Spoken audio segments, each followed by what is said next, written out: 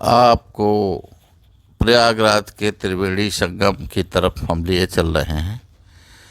आप सामने देख रहे हैं कि आज भी 17 तारीख है और सुबह के 8:30 बजे हुए हैं, लेकिन जन सैलाब की स्थिति कम होने का नाम नहीं ले रही है।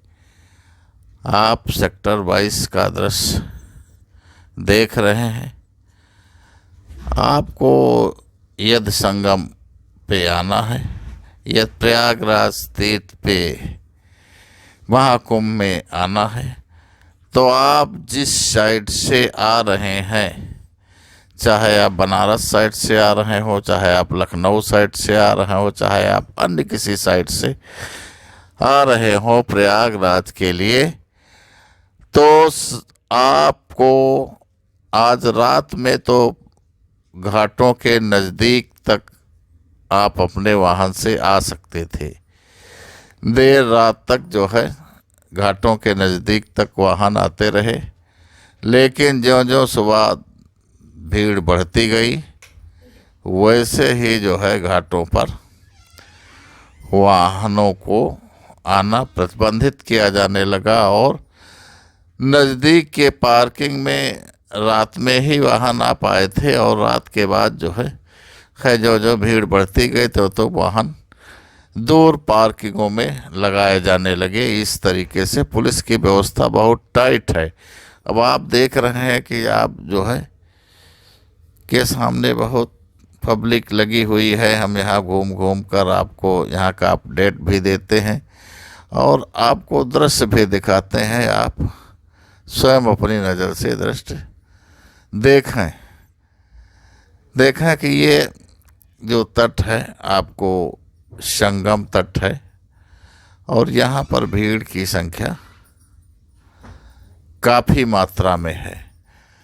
कुछ घाट ऐसे हैं जहाँ पर भीड़ की संख्या कम है, लेकिन संगम के तटीय जो घाट हैं वहाँ पर भीड़ की संख्या ज़्यादा है। लेकिन आप अपनी सुविधा के अनुसार प्रयागराज में जो 44 घाट बने हुए हैं, आप जिस घाट पे आपको सुगमता से पहुंच सके उस घाट पे स्नान कर लेना चाहिए। आपके यहाँ पर देख रहे हैं कि कितना सैलाब उमड़ा हुआ है पब्लिक का। गंगा यमुना सरस्वती का जो संगम है, तो उसी का जल सारे प्रयागराज में है। आप यहाँ पर किसी तरीके की भ्रामक प्रचार से दूर रहें और जिस घाट पर आप आसानी से पहुँचे वहाँ पर स्नान कर लें। आपको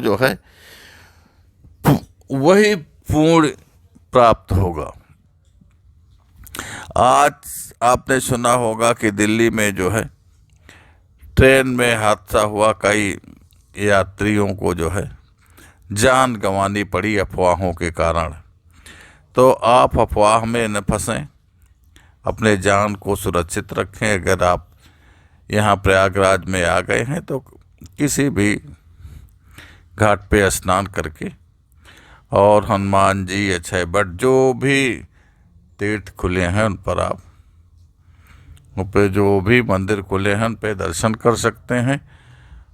और आप स्टेशन पर अगर रेल मार्ग से आते हैं तो आपको यहाँ पैदल चलना कम पड़ेगा, लेकिन यदि आप अपने वाहन से आते हैं तो आप ये मान करके चलें कि ये दूरी घटती बढ़ती रहती है। जो रात के समय वाहन थोड़ा घाटों के नज़दीक आ जाते हैं क्योंकि उस समय पब्लिक कम रहती है, लेकिन जैसे ही सुबह पब्लिक का दबाव बढ़ने लगता है तो आपको दूर दराज के पार्कों में अपना वाहन खड़ा करना पड़ेगा।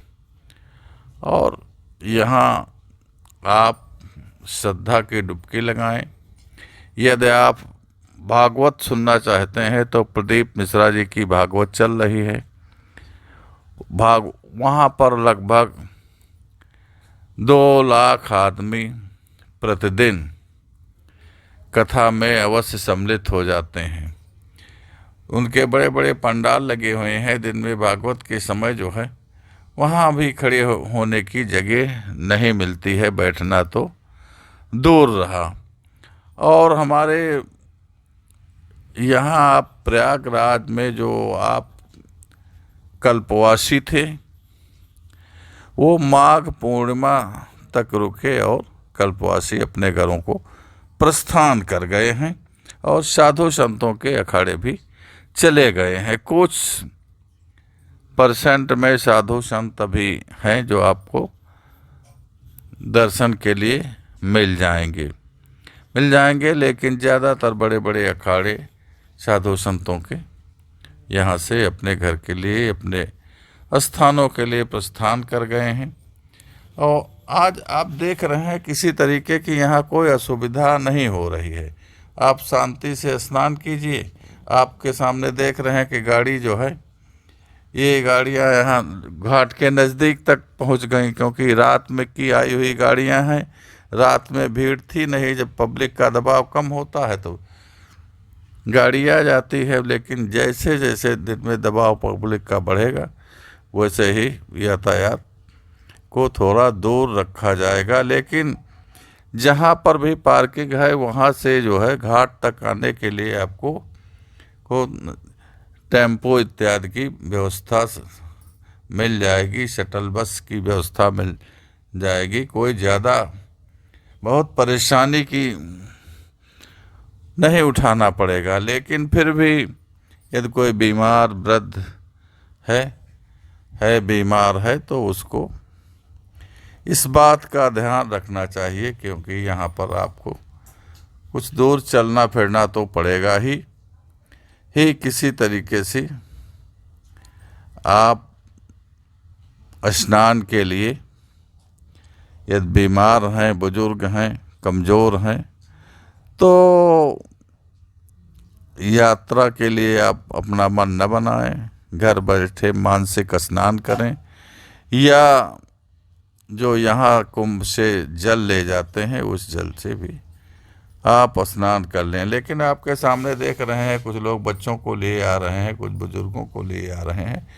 श्रद्धा का सैलाब भी कम नहीं हुआ है, तो आप भी 26 तारीख तक कुंभ चलेगा और 27 से यहाँ कुंभ की समाप्ति हो जाएगी।